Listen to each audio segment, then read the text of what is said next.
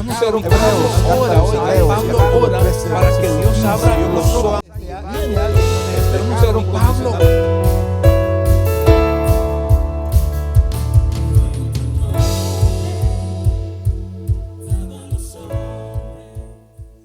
Ahí estamos.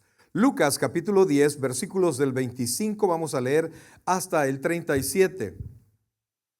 Búsquenme uno ahí que funcione, por favor. Amados hermanos, vamos a ver una de las parábolas más conocidas por el Señor, por el mundo, mejor dicho. Y es súper interesante, fíjese, porque el mundo entero la conoce y de hecho se ha transformado en un adjetivo para ciertas personas, ¿verdad? Cuando alguien habla de una persona que es dadivosa y que cuida a los demás y que ayuda a los indigentes, ayuda al que está en problemas, no, él es un buen samaritano. Y no necesitamos más explicaciones porque nosotros logramos comprender que es una persona que se preocupa por los demás. Pero esta parábola se sacó de contexto y se utiliza únicamente para recordarnos que nosotros tenemos que hacer bien. Y nosotros, amados hermanos, bájalo un poquito, tenemos que hacer bien. Eso es obvio, tenemos que hacer bien. Pero como hijos de Dios, nosotros tenemos que entender por qué Dios hace lo que hace. Así justo. Aleluya, ahí estamos. ¿Por qué Dios hace lo que hace? ¿Por qué dijo esta parábola? Porque obviamente creo que todos la conocemos, ¿verdad? El mundo entero la conoce y siempre es una manera como nos recuerdan a nosotros cómo usted y yo tenemos que hacer con todas las personas. Nos recordamos cómo inclusive Cristo dio su vida por nosotros, por los desvalidos. No teníamos salvación, estábamos lejos de la salvación. Estábamos, como dice un pastor muy anciano, dice que llegamos cuando estábamos en bancarrota espiritual. No había manera de que usted y yo pudiésemos tener alguna ganancia presentándonos delante del Señor, sino que solamente perdición, solamente pérdida, condenación. Sin embargo, hay algo más en esto. Hay algo que nosotros tenemos que recordar y vamos a tratar de exponérselo. Espero en el Señor que nos dé que a través de tu Santo Espíritu podamos entender por qué se dio esta parábola. ¿En razón de qué? ¿Qué es lo que Jesucristo le quiso mostrar a sus oyentes? Porque la esencia, ¿cuántos predican de alguna manera acá? Levante la mano, por favor, aquel que predica. ¿Alguien más? ¿Nadie más predica? ¿Predica? Cuando usted quiere saber, cuando usted quiere tener un sermón que impacte a sus oyentes, usted tiene que saber primero cómo impactó ese sermón a los oyentes originales. ¿Por qué se dijo y cómo les impactó?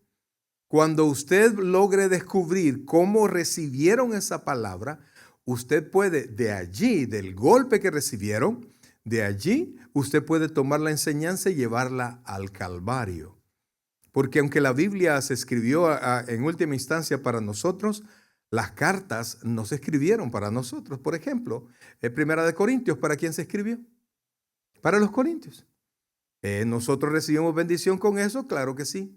Pero entonces tenemos que pensar cómo vivían los corintios, por ejemplo, qué pensaban los corintios para que esa palabra tenga el efecto con el cual se dio, porque si no, nos ponemos a decir cosas de las cuales nada tienen que ver con el texto. Pues vamos a la palabra del Señor y vamos a leer Lucas capítulo 10, versículos del 25 en adelante, y póngale atención a la palabra del Señor, la cual leemos en el nombre del Padre, del Hijo y del Espíritu Santo. Y he aquí un intérprete de la ley se levantó y dijo, ¿qué era él? En ese tiempo ellos fungían como los abogados de Israel. He aquí un intérprete de la ley se levantó y dijo para probarle, Maestro, ¿haciendo qué cosa heredaré la vida eterna? ¿Cuál era la pregunta? ¿Haciendo qué cosa heredaré la vida eterna? Versículo 26, se le dijo, ¿qué está escrito en la ley? ¿Cómo lees? Aquel respondiendo dijo: amarás al Señor tu Dios con todo tu corazón, con toda tu alma y con todas sus fuerzas y con toda tu mente, y a tu prójimo como a ti mismo. Y le dijo: bien has respondido. ¿Qué le dijo? Bien has respondido. Pero oiga lo que le dijo: haz esto y vivirás. Pero él, queriendo justificarse a sí mismo, dijo a Jesús: ¿y quién es mi prójimo? Respondiendo Jesús dijo: un hombre descendía de Jerusalén a Jericó y cayó en manos de ladrones, los cuales le despojaron e hiriéndole se fueron, dejándole medio muerto. ¿Cómo lo dejaron? Respondiendo Jesús dijo: un hombre descendía, de nuevo pues. Respondiendo Jesús dijo: un hombre descendía de Jerusalén a Jericó y cayó en manos de ladrones, los cuales le despojaron e hiriéndole se fueron, dejándole medio muertos. 31. Aconteció que descendió un sacerdote por aquel camino y viéndole, ¿qué pasó? Pasó de largo. Asimismo un levita, llegando cerca de aquel lugar y viéndole, ¿qué pasó? Pasó de largo. Pero un samaritano, repita eso, pero un samaritano que iba de camino, vino cerca de él y viéndole, ¿qué pasó? Fue movido a misericordia. Repita eso, fue movido a misericordia. Y acercándose, vendó sus heridas, echándoles aceite y vino, y poniéndole en su cabalgadura, lo llevó al mesón y cuidó de él. Versículo 35. Otro día al partir, sacó 2 denarios y los dio al mesonero y le dijo: cuídamele. ¿Cómo le dijo? Cuídamele. No le dijo cuídalo, sino que le dijo, o sea, como su propiedad, como su responsabilidad. Y todo lo que gastes de más, yo te lo pagaré cuando regrese. ¿Quién pues de estos 3 te parece que fue el prójimo de aquel que cayó en manos de los ladrones? Él le dijo: el que usó de misericordia con él. Entonces Jesús le dijo: ve y haz lo mismo. Oh buen Dios y Padre nuestro, gracias Dios te damos en esta tarde, Señor, por todo este servicio que te le hemos ofrecido a ti, pero nosotros hemos terminado bendecidos, Señor. Las alabanzas son para ti, Señor, pero quebrantan nuestro corazón, Señor. Ahora te suplicamos en el nombre de Jesucristo que nos hables al corazón, Señor.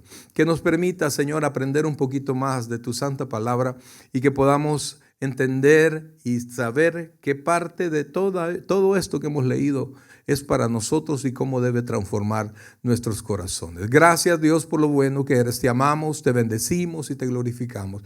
A ti Dios sea toda la gloria y toda la honra. Pero ahora te imploramos en el nombre de Jesucristo, por su sangre derramada en la cruz del Calvario, que tu Santo Espíritu nos hable al corazón a través de mis labios. En el nombre de Jesús decimos todos amén y amén. Pueden sentarse, por favor.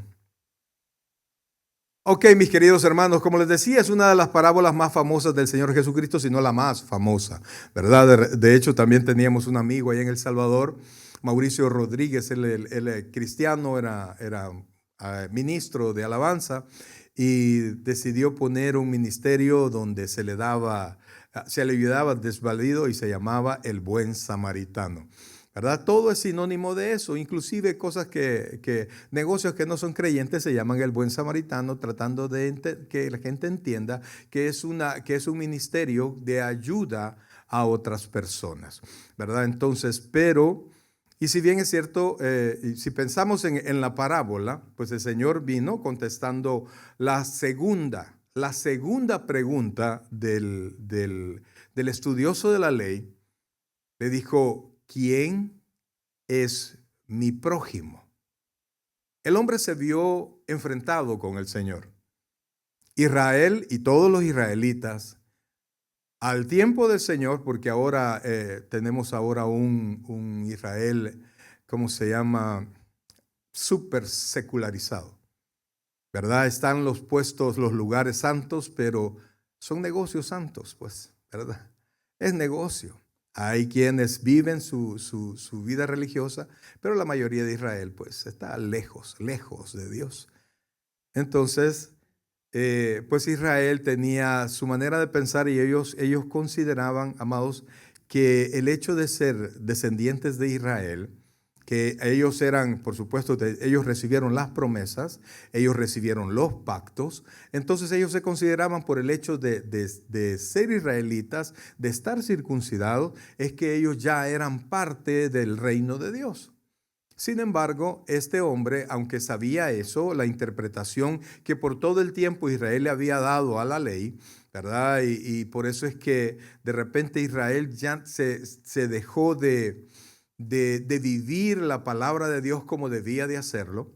Entonces, lo que habla a nuestro corazón, porque aquí estamos creyentes, la mayoría, y conocemos la palabra del Señor y todo lo que sea, pues, pero a la hora buena, cuando este cuerpo comience a dejar de funcionar, el corazoncito deje comencemos nosotros y estemos conscientes de que llegan nuestros últimos días, no deja de haber cierta duda.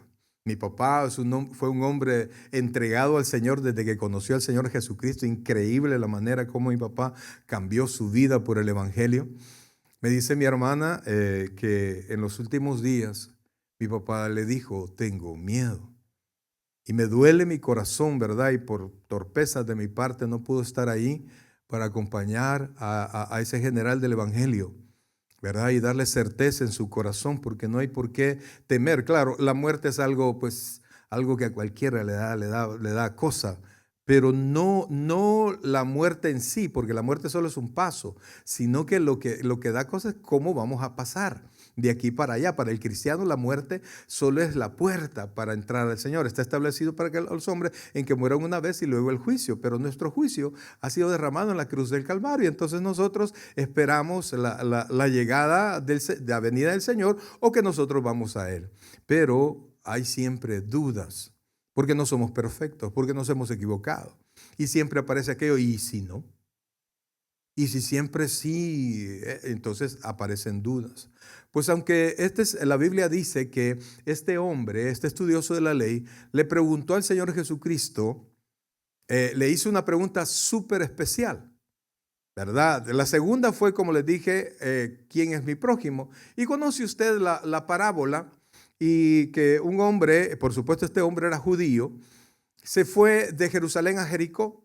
Y entonces hay un espacio en ese camino donde hay muchas cuevas, lugares bajos, y entonces es apto para que asalten, ¿verdad? Como cuando usted sabe que hay un lugar, mira, tener cuidado cuando pases por tal lugar, allá asaltan, ¿verdad? Allá en El Salvador decían, ahí andan brincando, ¿verdad? Y si usted no es salvadoreño, pues no entiende, pues voy a brincar con ellos. No, es que andan asaltando.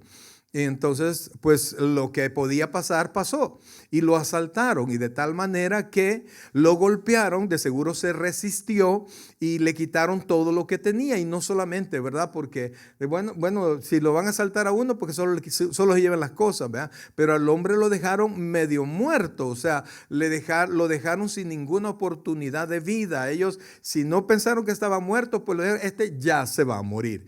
Y se fueron. Y entonces el Señor Jesucristo vino, recuerde que estaba hablando con israelitas, y la cúspide del israelita era el sacerdote.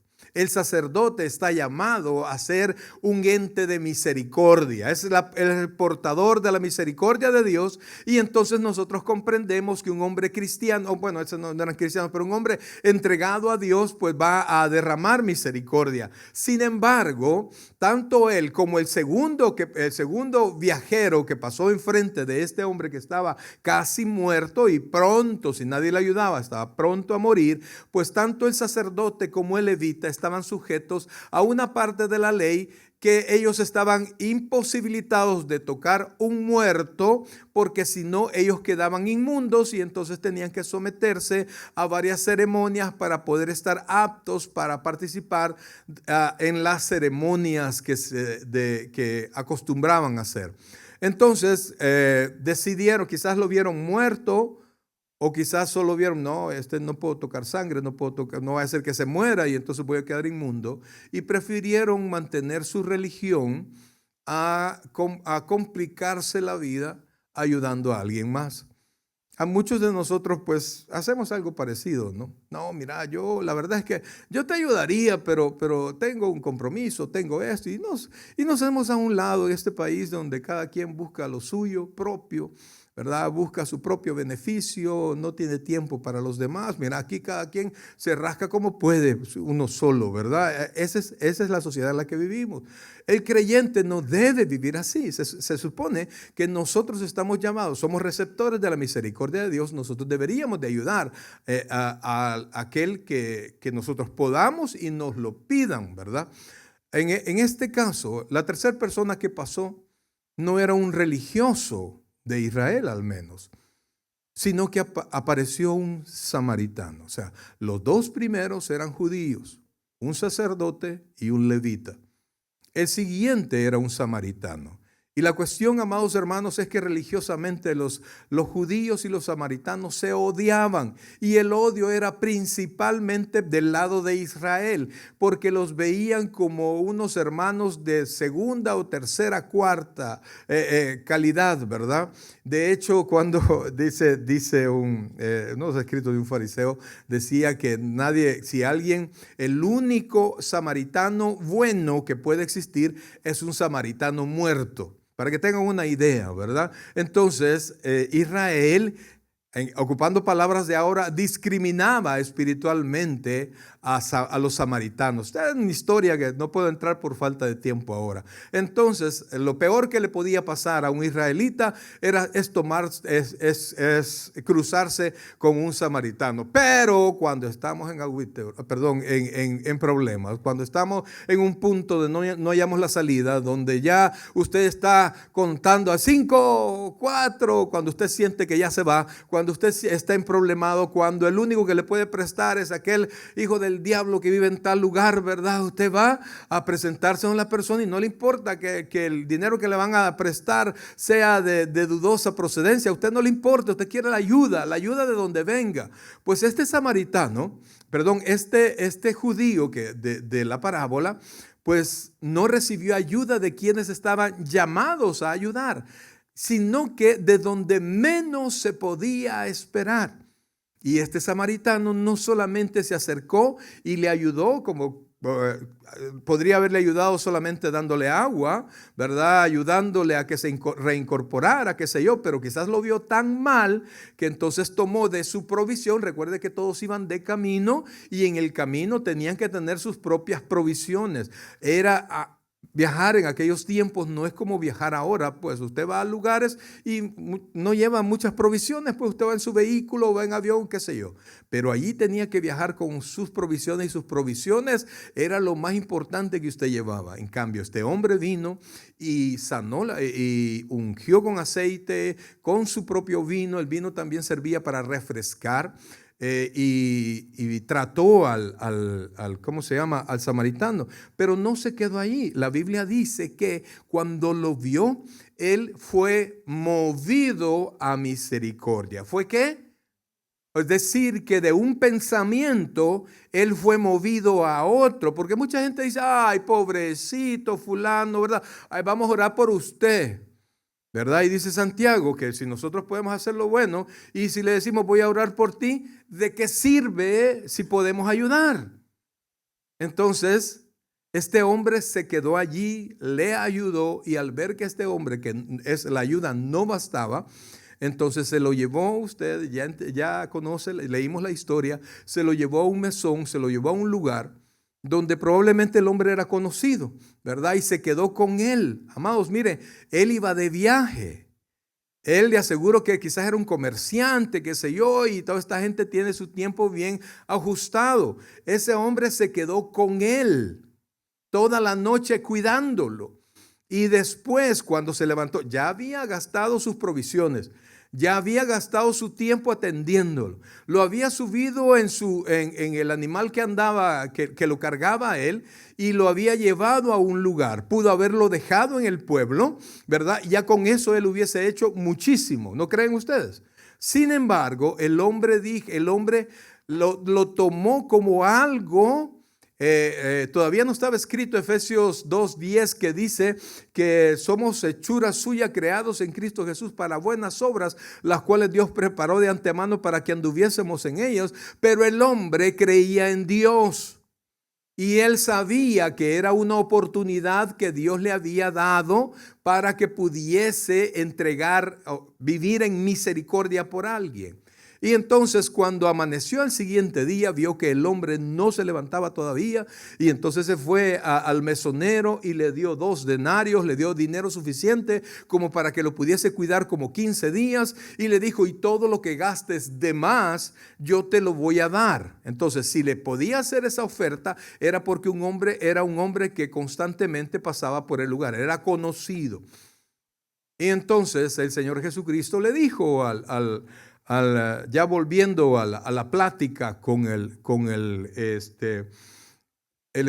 abogado, le dijo, ¿quién crees que fue el prójimo? Porque los judíos tenían el entendimiento que el prójimo era otro judío. Jamás podía caber en la mente de un judío que su prójimo era un samaritano. Nosotros como creyentes, hermano, cuando podemos ayudar, debemos ayudar. Es bueno que ayudemos a los hermanos. La prioridad es la familia, luego los hermanos. Pero cuando usted puede ayudar, Dios le ha mandado ese compromiso, porque es un compromiso, es un problema, es algo en el cual usted va a gastar tiempo, dedicación, dinero. Y a veces, no, es que yo no quiero. Hay gente que le cuesta dar, hermanos, que le cuesta dar. Y a veces cuando de repente recibimos algo, hasta me asusto, ¿verdad? Y esto, ay, que pastor aquí le traía, qué bueno, ¿verdad? Pero hay personas que son súper dadivosas. Entonces, amados, al final el Señor Jesucristo le dijo, ¿quién crees que fue el prójimo? Y tanto odiaba los judíos a los samaritanos que no le dijo el samaritano, sino que le dijo el que usó de misericordia. Entonces el Señor le dijo, ve y haz lo mismo. Entonces, por supuesto, esta parábola nos llama a nosotros a ayudar a los demás, mas sin embargo, y a considerar prójimo a todas las personas. Una cosa es un hermano, ¿verdad? Un hermano es prójimo, ¿sí? Pero la palabra prójimo es más amplio. Cualquier persona. Es más, ¿qué dice la Biblia? Que nosotros, ¿qué tenemos que hacer con nuestros enemigos? Amarlos, porque nuestros enemigos son nuestros prójimos, ¿verdad? Entonces es obvio que eso es lo que tenemos que hacer. Y nosotros hemos recibido misericordia, nosotros tenemos que repartir misericordia. Y amados hermanos, yo les repito y trato de repetirles siempre esto, Dios no es deudor de nadie. Si Dios ha dicho que le va a bendecir cuando usted bendiga a otros, Dios lo va a hacer. Dice la Biblia que nosotros hemos sido puestos para bendición, para que lleváramos bendición y ser de bendición. Es decir, que te voy a dar para que repartas. Eso es lo que Dios quiere de cada creyente. Entonces el creyente que es agarrado con las cosas que Dios le da, no ha entendido el plan de Dios. ¿Está conmigo, iglesia? No ha entendido el plan de Dios. Y está reteniendo lo que tiene, lo que recibió. Cuando no lo comparte, es un dique que no deja pasar la bendición que viene. Si usted solo tiene 2 manos y le dan un vaso y le dan otro, usted para poder agarrar algo, ¿qué tiene que hacer? Soltar, soltar. Amados hermanos, suelte, comparta, dé a los demás. Mas sin embargo, mi querida iglesia, esta parábola no tiene el propósito específico, o sea, nos muestra quién es nuestro prójimo. Pero esta parábola vino por una primera pregunta. Y esta es, amados hermanos, la pregunta de todas las preguntas. Mire lo que dice y volvamos al versículo 25, por favor. Y dice así. Estamos en Lucas capítulo 10, versículo 25. He aquí un intérprete de la ley. ¿Qué le dije que era el intérprete de la ley? Un abogado, ¿verdad? En el tiempo de Israel. He aquí un intérprete de la ley se levantó y dijo para probarle: Maestro, ¿haciendo qué cosa heredaré la vida eterna? Allí usted está consciente que Israel consideraba la prolongación de la vida después de la muerte. Y no como otro ser, como una reencarnación, como dicen algunos, ¿verdad? Que algunos mueren y van dependiendo como fueran, dependiendo de la calidad de vida que tuvieron. Así es el tipo de nueva vida que van a tener y se van a reencarnar en animales, en qué sé yo. Eso, amados hermanos, la Biblia le vuela la cabeza por completo en Hebreos 9:27, que dice que está establecido para los hombres en que mueran una vez y luego el juicio. Es decir, ¿cuántas veces muere alguien?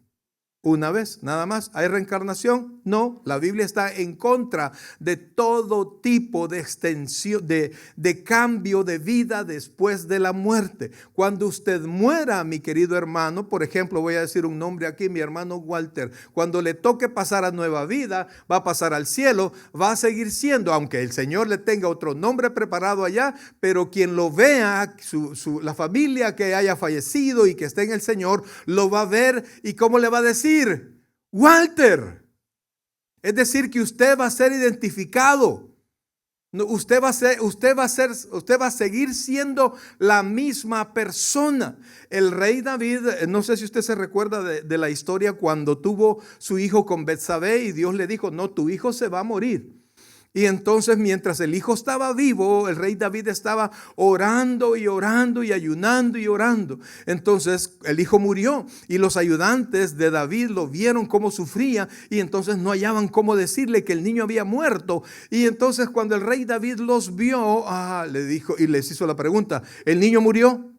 Y entonces los ayudantes le dijeron, sí, el niño murió. Entonces los ayudantes se sorprendieron porque el rey David se levantó, se limpió y pidió que le dieran de comer. Y entonces dijeron, ¿y cómo es esto? Cuando el niño todavía no había muerto, tú estabas llorando, tú estabas orando y tú estabas ayunando. Y ahora que sabes que el niño murió, te levantas como si nada. Entonces el rey David dice, ¿puedo hacer yo acaso que él venga a mí? No, le dijo, yo voy a él. Entonces Israel entendía y nosotros entendemos que después de la muerte nuestra alma es eterna. Nosotros no creemos en que todo cesa, no creemos que en la destrucción del alma, sino que entendemos perfectamente lo que la Biblia dice, que usted seguirá siendo usted toda la eternidad en otro cuerpo, ¿verdad?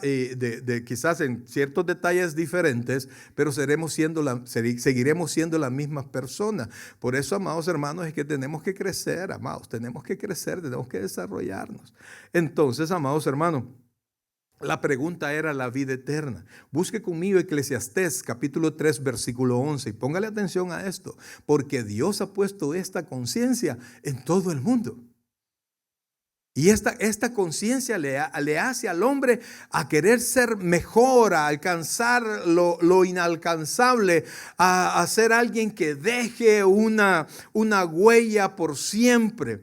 Le lleva al hombre a querer vivir para siempre. Vive como que no fuera a morir y cuando ya está muriendo, muere como que si nunca hubiese vivido. ¿Por qué? Porque Dios ha puesto en el hombre no solo el conocimiento, sino que una sensación de eternidad. Diga conmigo, eternidad, de eternidad. Y por eso el hombre anhela la fuente de la vida eterna, porque quiere vivir para siempre. Mire lo que dice, por favor, Eclesiastés 3:11 dice, todo lo hizo hermoso en su tiempo. Recuerde que los versículos anteriores dice, todo tiene su tiempo, tiempo de morir, etcétera, ¿verdad? Entonces dice, todo lo hizo hermoso en su tiempo y ha puesto, oiga esto, y ha puesto ¿qué? Eternidad, no en el cuerpo. ¿Y dónde es eso? En la mente. Dice, y ha puesto eternidad en el corazón de ellos, sin que alcance el hombre a entender la obra que ha hecho Dios desde el principio hasta el fin. Entonces, la pregunta de la vida eterna, amados hermanos, es la mayor de las preguntas. ¿Cómo puedo yo vivir para siempre? Hasta muchas películas hay sobre eso, ¿verdad? La manera como el hombre puede extender lo más posible su vida, evitar el envejecimiento. Hay empresas que viven literalmente para eso, ¿verdad? Para sacarle el dinero a todos aquellos que no quieren envejecer. Le tengo noticias. Es por gusto, brother. Es por gusto. Entonces hay que envejecer dignamente, honrosamente.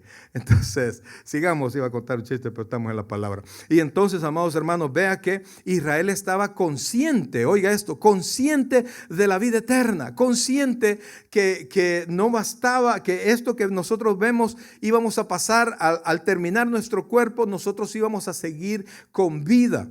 Y entonces, amados, el estudioso de la palabra, el abogado, le aseguro que aunque él supiese, aunque él pensara que como israelita tenía derecho a la vida eterna, había duda en su corazón. Y era la pregunta indicada, en el momento indicado, a la persona indicada. Porque la Biblia dice que Jesús es la vida eterna. No dice que tiene vida eterna, sino que Él es la vida. Entonces se supondría que una persona letrada como era este hombre, con la pregunta perfecta a la persona perfecta, podría tener oídos perfectos para poder recibir esa palabra. Entonces el Señor le contestó, miren lo que dice, por favor, dice, ¿haciendo qué cosa heredaré la vida eterna? Él le dijo, versículo 26, él le dijo, ¿qué está escrito en la ley? ¿Cómo lees? La palabra lees, ¿cómo lees? En la versión original es ¿qué reza la ley? ¿Cómo rezas la ley? O sea, ¿cómo recitas la ley? Y entonces ¿cómo se llama? El escriba, el estudioso de la ley, le recordó lo que los fariseos conocían como Shema o Shema, ¿verdad? Que era oye Israel, era escucha Israel, quiere decir eso. Y eso está, amados hermanos, en Deuteronomio, capítulo 6, versículos 4 y 5, por favor. Deuteronomio capítulo 6, versículos 4 y 5. Y esto los israelitas se lo repetían constantemente. Entonces Jesús le respondió la pregunta principal. De esta pregunta nació la parábola del buen samaritano. Pero la pregunta principal y la pregunta que más nos conviene a nosotros es esa. La vida eterna. Porque mire, nos pueden dar las razones y la manera como usted va a ser próspero aquí en la tierra. Pero ¿cuánto es lo más que puede vivir? Mi bisabuelo vivió 114 años, Papá Julio, 114 años. Pero no, hombre, yo me acuerdo del viejito, así ya no, así mejor no. Y digo yo que la gente que es demasiada longeva tiene un problema. Ve a mucha gente querida morir. Y eso, mire, yo me pongo a pensar, pues, ya lo pasé una vez y ver la muerte de un hijo, se acaba cualquier papá. Entonces yo digo que mejor mientras mis hijos estén bien y mientras yo pueda estar bien, pues le damos con todo, ¿no? Pero eso Dios lo decide. Entonces, amados hermanos, miren lo que dice, oye Israel, Shema es oye Israel, Jehová nuestro Dios, Jehová uno es. Sigamos, por favor. Y amarás a Jehová tu Dios de todo tu corazón y de toda tu alma y con todas tus fuerzas. ¿Estás jugando este brother? No, vamos, regresemos por favor. Estamos en Deuteronomio capítulo 6, versículos 4 y 5. Dice, y amará, oye Israel, Jehová nuestro Dios, Jehová uno es. Versículo 5. Y amarás a Jehová tu Dios con todo tu corazón. Oiga esto. Y de toda tu alma y de todas tus fuerzas. Entonces, y esto, porque se recuerda que el estudioso de la ley le dijo esto y además dice, y a tu prójimo, oiga esto, como a ti mismo. Esto es una unión que había hecho los israelitas como una declaración para que Israel lo recordara. Y esto estaba en Levítico capítulo 19, versículo 18. Y esto es tan importante que el Señor Jesucristo lo repitió de la misma manera. Le repitió exactamente lo que dice aquí y le sumó y a tu prójimo como a ti mismo, avalando el Señor Jesucristo lo que Israel constantemente repetía. Levítico 19, 18. Vamos a agarrar esta. Levítico, por favor, 19, ahí estamos. Dice, no te vengarás ni guardarás rencor a los hijos de tu pueblo. ¿Quién eran los hijos del pueblo? Los israelitas. Sino amarás a tu prójimo como a ti mismo, yo Jehová. Entonces el israelita consideraba que su prójimo no era toda la gente, era otro israelita. Y por supuesto ellos no consideraban israelitas a los samaritanos. E Israel, cuando vio al Señor Jesucristo ofreciendo salvación, ofreciendo vida eterna, y cuando vio que estaba desarmando prácticamente el estilo de vida de Israel, rechazaron al Señor. Y Pablo nos explica en Romanos capítulo 10, versículos del 1 al 4, cómo es que Israel rechazó la oferta de la salvación por fe y en base a qué Israel lo rechazó.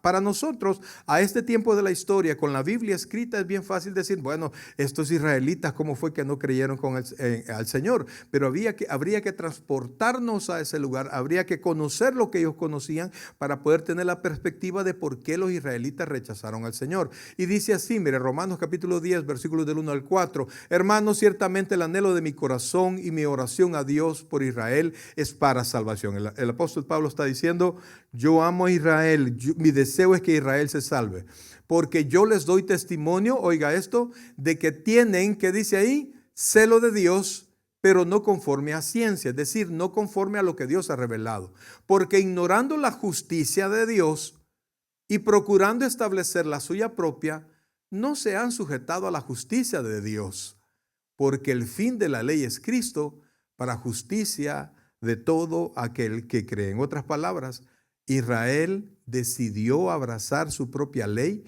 y el cumplimiento de la ley en sus propias fuerzas. Y lo que hizo el Señor Jesucristo es mostrarle que Él no podía amar como debía amar. ¿Qué es lo que dice la ley? Le dijo. Y comenzó a decirle, amarás al Señor tu Dios con toda tu fuerza, con toda tu mente, etcétera, etcétera, y a tu prójimo como a ti mismo. Entonces el Señor le dijo, ve y haz lo mismo. Y él sintió en su corazón y le dijo, tratándose, como dice la Escritura, de justificarse a sí mismo. Y dijo, pero, ¿quién es mi prójimo? Porque él no lo había hecho. Él repetía el Shema, pero no lo cumplía. Y el que quiere ser salvo por la ley tiene que ser perfecto en su cumplimiento. Y él se sintió acusado y se sintió exhibido delante de toda la gente que estaba ahí, porque la gente ya lo conocía y sabían que él no ayudaba al prójimo, porque quizás algunos prójimos de este judío que estaban ahí le habían buscado para que le ayudara y este se había rechazado a ayudar. Y entonces al verse exhibido, él dijo, pero ¿quién es mi prójimo? Y entonces el Señor le mostró que el prójimo son todas las personas que necesitan de nosotros. Y entonces este hombre se vio desarmado. Este hombre se vio, en cuanto a la vida eterna, se vio incapaz de tomarla. Ahora le digo, un hombre letrado, el hombre correcto, con la pregunta correcta, en el momento correcto, a la persona correcta. Pero su orgullo y su endurecido corazón no le permitieron recibir el regalo de la vida eterna por el cual él estaba preguntando. Amados hermanos, esta parábola vino de la pregunta de la vida eterna.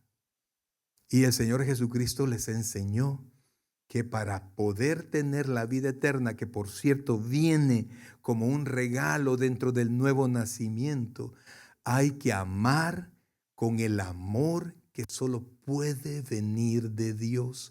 La manifestación de la salvación, oiga por favor y ponga atención a esto. El Señor Jesucristo dijo que por los frutos los conoceréis, pero el mejor fruto que tiene un creyente, una persona nacida de nuevo, es el amor que viene de la limpia conciencia, de una conciencia que ama, una conciencia que perdona, una conciencia que a veces sabe que tiene que hacer sacrificios para poder amar y no rechaza el amar. Amados hermanos, si bien es cierto, nosotros no somos salvos por obras, pero también la Biblia nos enseña, amados hermanos, que no todo aquel que se acerque al Señor y le diga Señor, Señor, entrará al reino de los cielos, porque no todo el que dice que es creyente, brother. Porque esa manifestación de amor tiene que salir del corazón de aquellos que decimos ser creyentes. Mire lo que dice, por favor, Lucas capítulo 9, versículo 23. Es el último versículo que vamos a ver. Y póngale mucha atención, por favor, porque usted y yo estamos llamados a eso. Lucas capítulo 9, versículo 23. Si bien es cierto, la parábola fue con la intención de mostrarle, de contestarle la segunda pregunta, ¿quién es mi prójimo? Pero la pregunta principal no era esa, era la vida eterna. Y mire lo que dice, por favor, versículo 23. Y decía a todos, si alguno, oiga, si alguno, ¿cuántos son algunos? Todo el que quiera. Si alguno quiere venir en pos de mí, oiga esto, si alguno quiere venir en pos de mí, ¿cuántos hemos dicho que vamos en pos de él? Porque le da miedo, pues, ¿ah? ¿Ha dicho o no ha dicho que va en pos de él? ¿Sí? Entonces, mire, si alguno quiere venir en pos de mí, niéguese a sí mismo, tome su cruz, una vez, cada día y sígame. Ese es el llamado. Ese es el amor. ¿Por qué nos enojamos? Porque no nos negamos a nosotros mismos. Es que fulano me dijo, es que fulano hizo, y sabemos nosotros, amados hermanos, que Dios es testigo y es juez de todas las cosas. Si a usted lo ofendieron, amados, ¿por qué se anda buscando desquitar de la ofensa? ¿Por qué? Vaya a Dios, rinda esa ofensa, niéguese su enojo, niéguese su reclamo. Me niego el derecho de contestarle a este hermano como él me ha hablado a mí. Eso es un cristiano que ha nacido de nuevo y que está consciente de quién es. Amados, mire, Jesucristo nos vino a dar, está duro, ¿verdad? Que Jesucristo nos vino a dar una calidad de amor totalmente diferente que el mundo no había conocido. Que el mundo no estaba listo para dar. Y la única manera de poder dar ese amor es recibirlo primero. Yo no puedo dar lo que no tengo. Pastor, présteme su Lamborghini. Si lo tuviera, hijo, de seguro no te lo prestara. ¿Ah? No lo tengo. ¿Cómo puedo amar como Dios ama si no tengo el amor de Dios en mí? La Biblia dice que el amor es de Dios y quien no tiene amor no tiene a Dios. Amados hermanos, mire, la única manera de poder vivir como Dios quiera es rendirse delante de Dios. No es hacerlo, sí, voy a hacerlo, sí, voy a hacerlo. No, es que me tiene que oír. Hoy sí me va a entender, hoy sí me voy a dar a entender y me va a escuchar. Miren, la Biblia dice a alguien que dijo, yo quiero hablar con Dios y le haré entender. Cuando se le acercó el Señor en un torbellino, yo digo que Job dijo, no, era mentira, no. Y el Señor le dijo, no lo dejó hablar, le dijo, no. Prepárate como varón, cíñete como varón valiente, porque me vas a escuchar, le dijo. Y Dios nunca le dio una explicación de por qué él había hecho las cosas. Y mire que Dios se había permitido que 10 hijos de Job murieran. 10, no uno. No que se enfermó. 10 murieron. Y Dios jamás le dio una explicación. Mire, hermano, realmente nosotros tenemos pues tanto parámetro de la vida cristiana, ¿no? Y casi todo es asadón, ¿verdad? ¿Cuántos conocen el asadón? ¿Saben qué es un asadón? ¿Verdad? Es una herramienta que usted utiliza para traer hacia usted el material, ya sea tierra, arena, lo que sea. Pues muchos cristianos hablamos de la Biblia, pero somos asadón. Pero nos cuesta perdonar. Nos cuesta un mundo, una vida, el poder negarme a mí mismo. ¿Mm? ¿Usted cree que tiene derecho? Ve hacia el espejo y niéguese, brother. Niéguese el derecho de. Y deje que Dios, que es su Padre, y que la Biblia dice que cuida de nosotros. ¿No ha leído Pedro que dice que Dios cuida de nosotros? Y dice Pedro que nos humillemos delante de la poderosa mano de Dios, ¿verdad? Porque Dios va a actuar cuando sea tiempo. Cuando nosotros queremos vivir como cristianos, tenemos que recordarnos, número uno, de la vida eterna, que ya está en nosotros. Tenemos que recordarnos que con la vida eterna, eso no vino antes del nuevo nacimiento, y que en el nuevo nacimiento el amor de Dios se derrochó en cada creyente. Nosotros no tenemos la capacidad de amar como Cristo, pero en el amor de Dios sí. No, a veces no tengo la capacidad de perdonar porque todavía me duele lo que me dijo, con lo que me hizo, lo que me quitó, lo que qué sé yo. Pero en el amor del Señor, en la esperanza de saber que Dios cumple todas sus promesas, yo puedo depender, yo puedo navegar en el mar que Dios me permita andar. Yo no sé cómo está su vida, iglesia. Yo no sé si me he dado a entender ahora. Pero para poder vivir como Dios quiere que vivamos, tenemos que hacerlo a través de los ojos de amor del Dios que nos salvó. Y viendo a través de su amor, nosotros nos podemos ver que nosotros no éramos merecedores del amor, mas sin embargo, Dios lo derrochó de tal manera que nos hizo sus hijos. La parábola del buen samaritano nos invita a ser buenas personas, a compartir y a ayudar. Pero la vida eterna nos enseña que somos receptores del amor, y como receptores también repartimos el amor que solo viene de Dios. Iglesia y hermanos, en usted ha sido derramado el amor de Dios. En usted ha sido derramada la vida eterna. Permita que esa vida eterna fluya como fuente de agua y de vida eterna, y podamos repartir ese amor aún a aquel que no lo merece. Aún aquel. Porque amar a nuestros hijos a veces cuesta, pero porque se portan mal, pero no es tanto, ¿verdad? No cuesta. Son nuestros hijos. Amar a aquel que me trata bien cuesta. No, no cuesta. Amar a aquel que no nos trata bien, que no nos habla bien, que nunca se acuerda de nosotros, que nunca me ha dado una demostración de amor, ese es la obra para un hijo de Dios. Amén, iglesia. Pongámonos en pie, por favor. Vamos a ponernos en las manos del Señor y vamos a pedirle que nos ayude a vivir con ese amor que solo viene de él. Oh, buen Dios y Padre eterno, en esta noche, Señor, queremos agradecerte, Padre,